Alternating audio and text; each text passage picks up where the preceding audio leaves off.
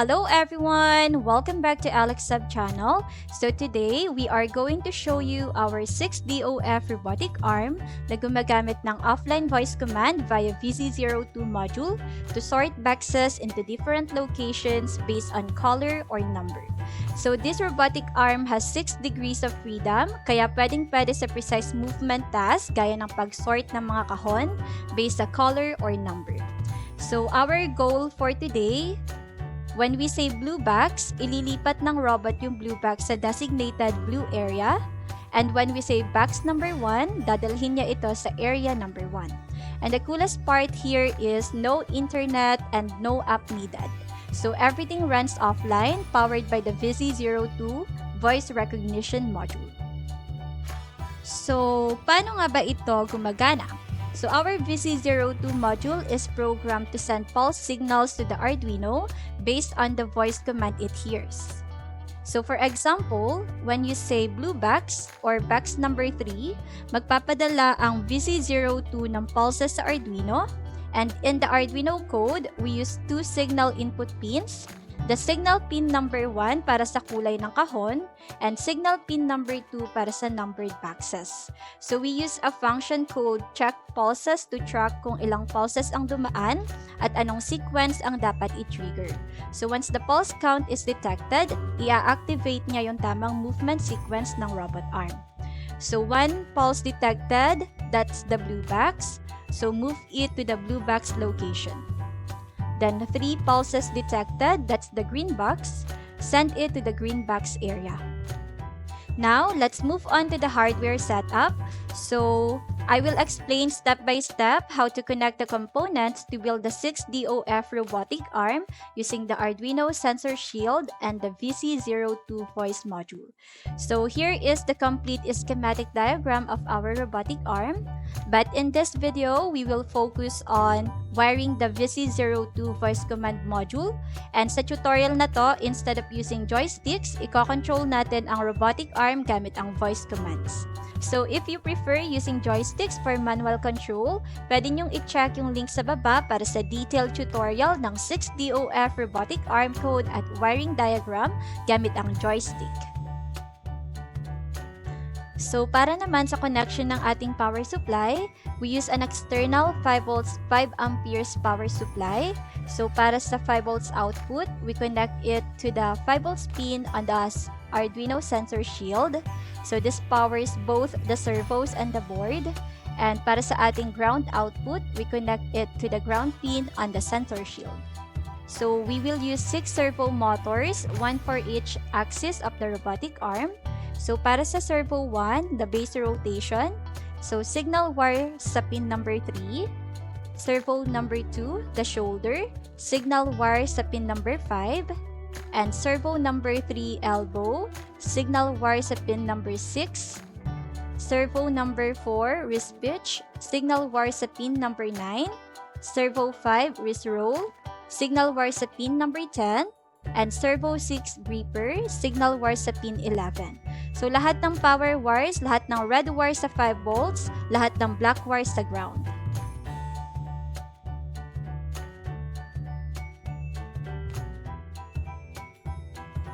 Para naman sa VC02 voice recognition module connections, so connect the VCC sa 5 volts, connect the ground to ground, connect the TCK or the B0 sa Arduino pin number 1, and then connect the TMS or the B1 sa Arduino pin number 2. So if you'd rather control the robot manually, that's okay too. So meron kaming separate tutorial para sa joystick setup at coding. Now, punta naman tayo sa ating code. So, on the code side, the first step is to include the servo library. Ito ang ginagamit para makontrol ang mga servo motors gamit ang Arduino. Next, we declare the 6 servo objects, 1 for each joint of the robotic arm. So, we have the waist, shoulder, elbow, wrist pitch, wrist roll, and gripper. So, these 6 joints represent the 6 degrees of freedom of the robotic arm. Then, sineset natin ang starting position ng bawat servo, yung variables na POS ginagamit para matrack kung nasaan ang bawat servo sa bawat movement. So, we have 2 input pins. Signal pin number 1, it is used for triggering the 3 sequences. And then signal pin number 2 used for triggering 5 sequences. We also declare the pulse counters to count how many pulses are received. In the setup function, so each servo motor is attached to its designated Arduino pin. Then siniset natin ang input pins para makabasa ng signal. The robotic arm is moved to its default position using the move arm function. In the loop function, the Arduino continuously checks if any pulses are being received on the input pins. And if there's a signal on pin number 1, tatawagin niya ang handle first pin para pumili sa tatlong sequences, the A, B, or C. And if the signal comes from pin number 2, tatawagin niya ang handle second pin para sa 5 sequences na V hanggang Z.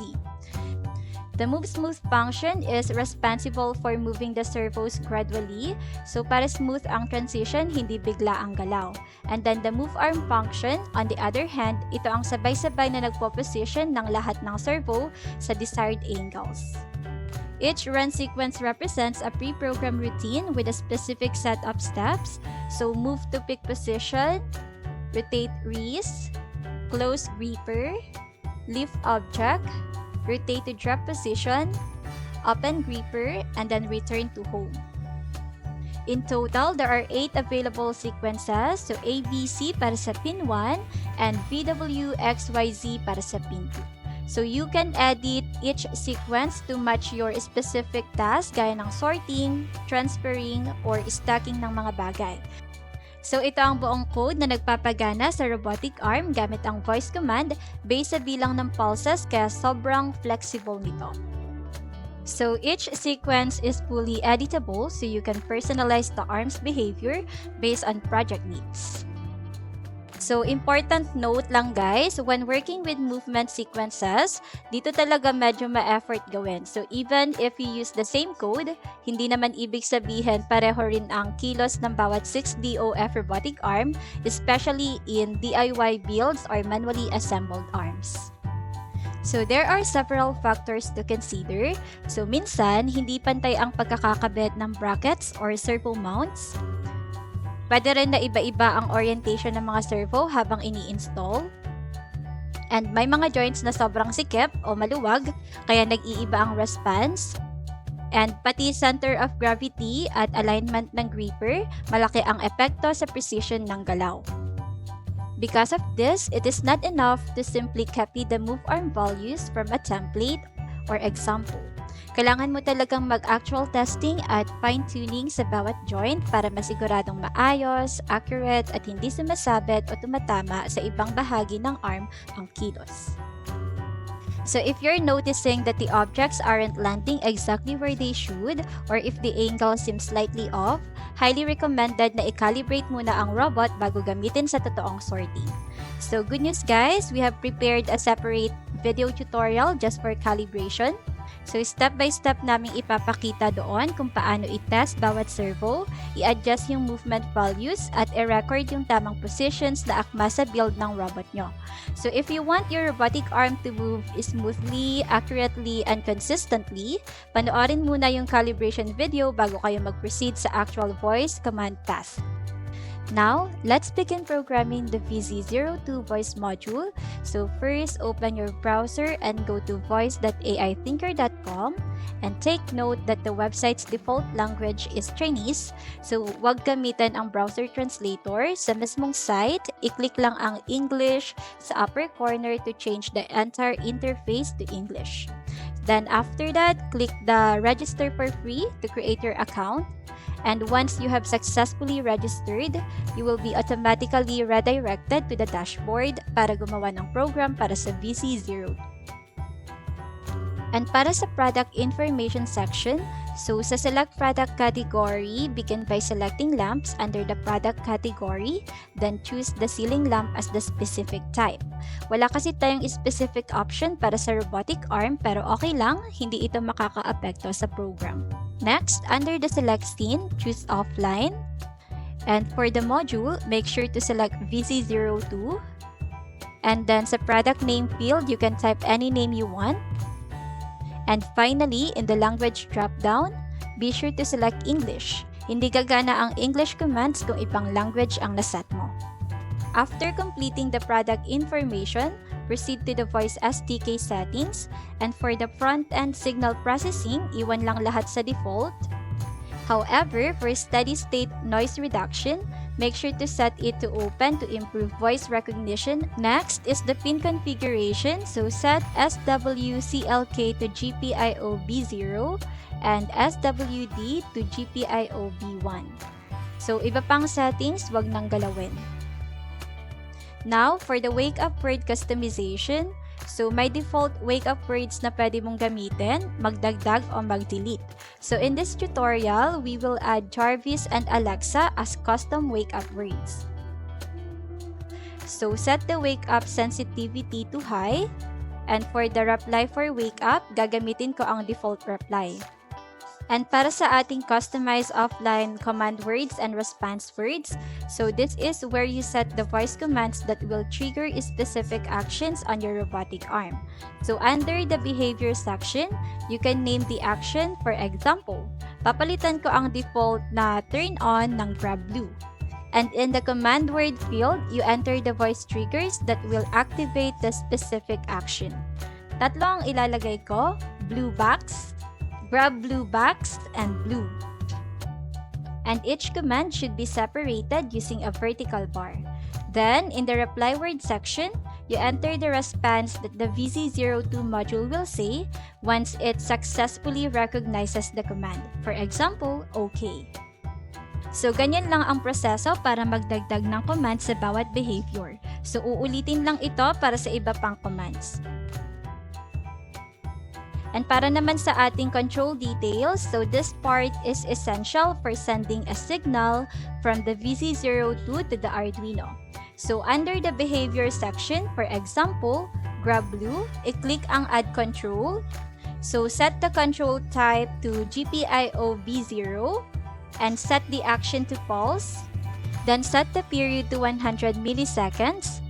Set the times to 1, which means only one pulse will be sent per voice command.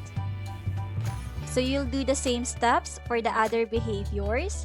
Ang i-adjust lang ay ang times kung ilang pulse ang kailangan.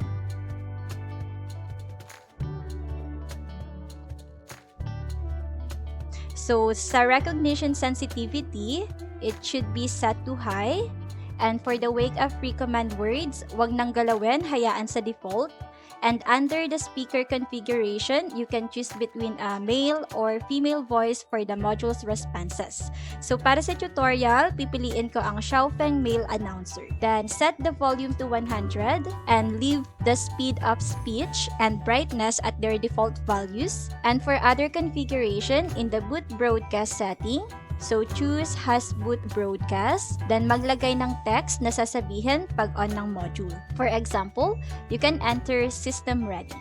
Then for quit for timeout, set the duration to the maximum, which is 60 seconds. And in reply for quit, maglagay ng custom reply kung gusto mo. For example, I'm off now.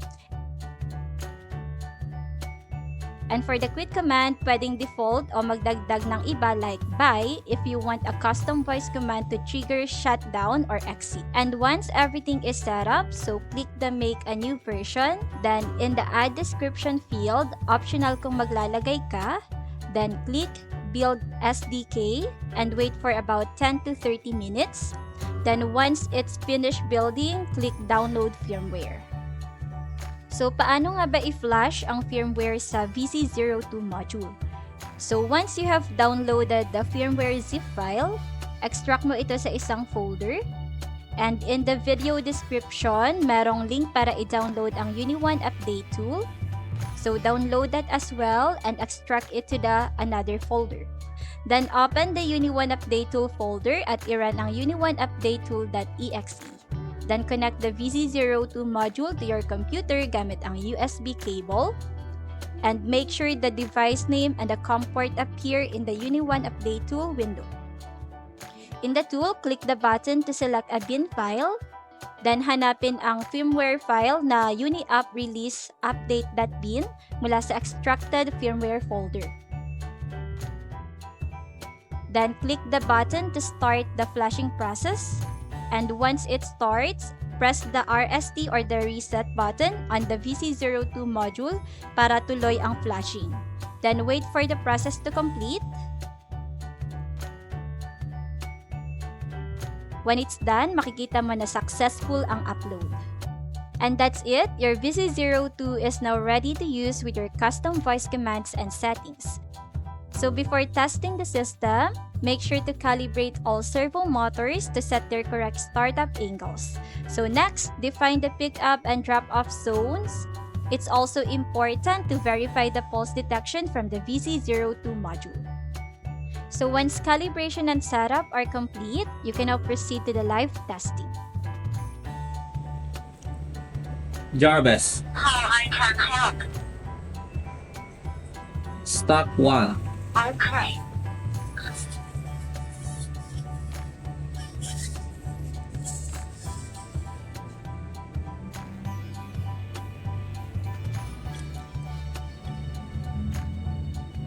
Blue box. Okay.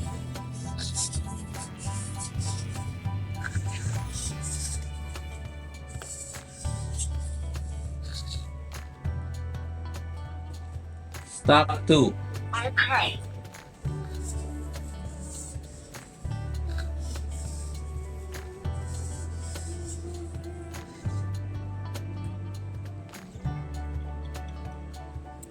Red box.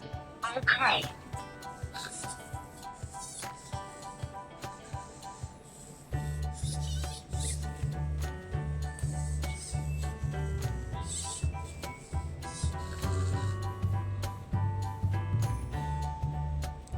Stop 3. Okay.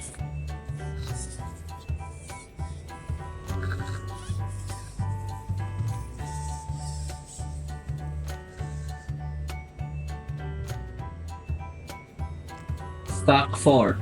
Okay.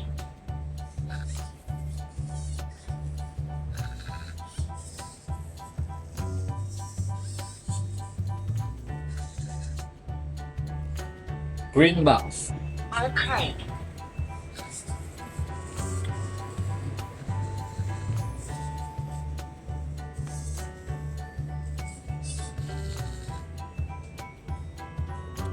Stock 5.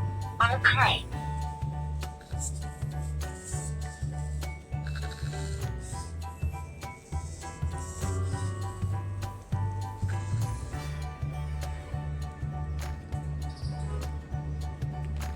Blue. Okay.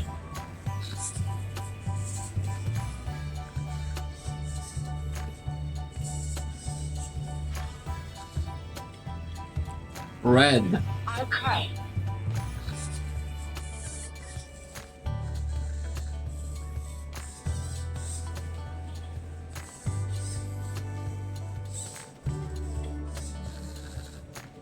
Green. Okay.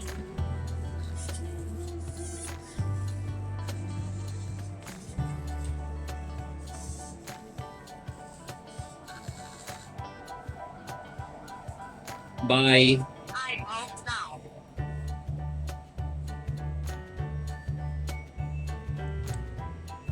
Alexa. I am here. Jarvis. I am here. Pudding. How I can help? So there you have it, guys. Our voice command 6DOF robotic arm is a success. It's a simple yet powerful form of offline automation that's super flexible and customizable for various tasks.